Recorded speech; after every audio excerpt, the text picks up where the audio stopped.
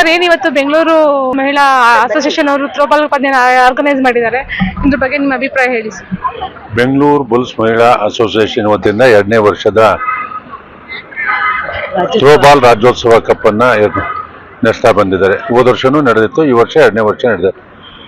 ಇಡೀ ರಾಜ್ಯದಾದ್ಯಂತ 24 ಟೀಮ್ಗಳು ಈ ಥ್ರೋಬಾಲ್ ಪಂದ್ಯಾವಳಿಯಲ್ಲಿ ಭಾಗವಹಿಸಿದೆ. ರಾಜ್ಯದ ಮಂಗಳೂರು, ಶಿವಮೊಗ್ಗ, ಧರ್ಮಸ್ಥಳ ಬೇರೆ ಬೇರೆ ಭಾಗಗಳಿಂದನೂ ಬಂದಿದೆ. ಬೆಂಗಳೂರಿನ ಎಲ್ಲ ಭಾಗಗಳಿಂದನೂ ಟೀಮ್ಗಳು ಬಂದಿದೆ. ಖುಷಿ, ಇದೊಂದು ಒಳ್ಳೆಯ ಎಲ್ಲ ಮಹಿಳೆಯರು, ನನ್ನ ಸಹೋದರಿಯರು ಸೇರಿ ಮಾಡಿರ್ತಕ್ಕಂಥ ಒಂದು ಒಳ್ಳೆಯ ಕಾರ್ಯಕ್ರಮ. ಈ ಕಾರ್ಯಕ್ರಮದಲ್ಲಿ ಬಂದಿರತಕ್ಕಂಥವ್ರು ಎಲ್ರಿಗೂ ನಾನು ಕ್ಷೇತ್ರದ ಶಾಸಕನಾಗಿ ಅಭಿನಂದಿಸ್ತೇನೆ. ಸೋಲು ಗೆಲುವು ಮುಖ್ಯ ಅಲ್ಲ, ಇಂಥ ಕಾರ್ಯಕ್ರಮಗಳಲ್ಲಿ ಪ್ರತಿಯೊಬ್ಬರು ಮಹಿಳೆಯರು ವಹಿಸ್ತಕ್ಕಂಥದ್ದು ಎಲ್ರಿಗೂ ಒಂದು ಸಂತೋಷ ತರ್ತದೆ. ಈ ಕ್ರೀಡಾಕೂಟ ಅತ್ಯಂತ ಯಶಸ್ವಿಯಾಗಲಿ.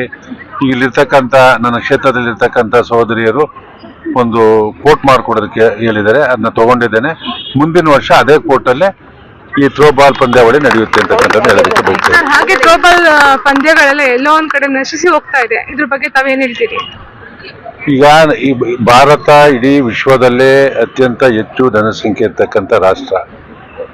ನಮ್ಮ ಗುರಿ 2047ರ ಹೊತ್ತಿಗೆ ಕ್ರೀಡೆನಲ್ಲಿರ್ಬೋದು, ಅಭಿವೃದ್ಧಿ ಪಥದಲ್ಲಿರ್ಬೋದು, ನಾವು ವಿಶ್ವದಲ್ಲೇ ಮೊದಲನೇ ಸ್ಥಾನಕ್ಕೆ ಹೋಗ್ಬೇಕು ಅಂತಕ್ಕಂಥದ್ದು ಪ್ರಧಾನಮಂತ್ರಿ ನರೇಂದ್ರ ಮೋದಿಜಿಯವರ ಗುರಿ ಏನಿದೆ.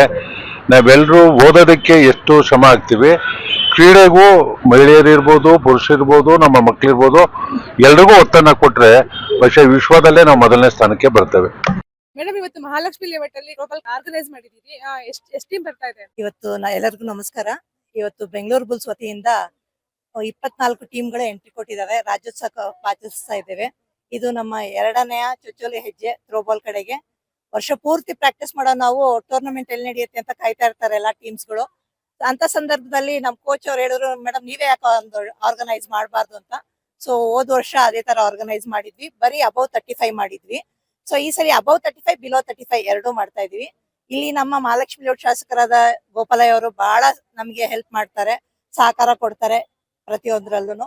ಹಾಗೇನೆ ನಮ್ಮ ತಂಡದ ಎಲ್ಲ ಒಂದು 30 ಜನ ಇದೀವಿ ನಾವು ಬೆಂಗಳೂರು ಬುಲ್ಸ್ ವಿಮೆನ್ಸ್ ಅಸೋಸಿಯೇಷನ್ ಅಲ್ಲಿ.